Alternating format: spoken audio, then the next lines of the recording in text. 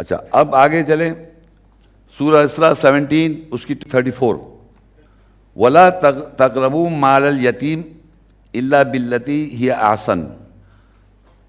حَتَّى يَبْلُغَ أَشُدَّهُ وَأَوْفُوا بِالْعَهْدِ إِنَّ الْعَهْدَ كَانَ مَسْئُولًا۔ اور یتیم کے مال کے قریب مت جاؤ سوائے یہ کہ احسن طریقے کے ساتھ، یہاں تک کہ وہ اپنی شدید عمر کو پہنچے تو، اور عہد کو پورا کرو، بے شک عہد کے متعلق سوال کیا جائے گا۔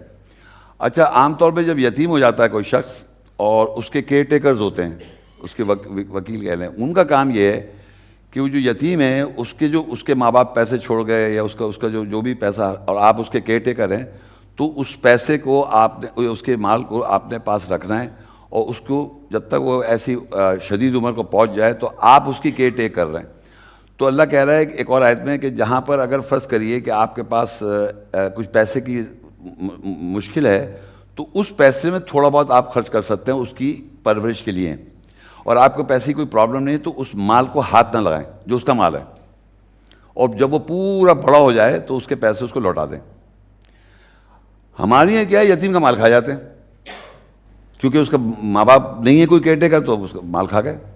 جو پورا عہد کرو، اصل میں بچہ جب یتیم تھا تو ہم نے عہد کر لے لیا تھا کہ ہم اس کو جب تک وہ شدید عمر کو پہنچے گا تو میں اس کو پیسے لوٹاؤں گا، تو وہ کہہ رہا ہے اس وعدے کو پورا کرو دو، اور اگر تم نے نہیں کیا تو اس عہد سے سوال کیا جائے گا۔ جب بچہ یتیم تھا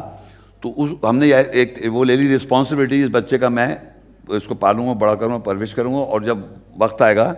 تو اس کو میں لوٹا دوں گا۔ یہ وعدہ کیا آپ نے عہد کے اللہ کے ساتھ، تو کہہ رہا وَأُوفُوا بِعَهْدِي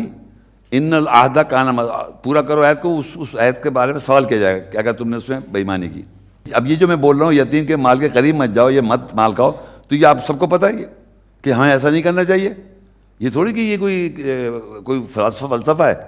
وہ اس کا پیسہ ہے اور آپ اس کے کیئر ٹیکر ہیں، تو اس پیسے کو لوٹا دیں جب بڑا ہو جائے۔ تو یہ ایسی بات میں بتا رہا ہوں جو آپ جانتے ہیں، آپ یہ تو نہیں کہ آپ کے لیے ایک نیوز ہے کہ اچھا یتیم کا مال مجھے کھانا نہیں چاہیے، پتہ ہے آپ کو نہیں کھانا چاہیے، آپ کا پیسہ نہیں ہے وہ۔ تو یہ میں بتانا چاہ رہا ہوں کہ یہ بات جو بھی بولوں گا تو آپ اس کو ڈینائی نہیں کر سکتے۔ کوئی بھی انسان میرے سامنے آئے اسے ڈینائی نہیں کہنا بالکل صحیح بات لکھی ہوئی ہے کہ ہم یتیم کا مال نہیں کھا سکتے،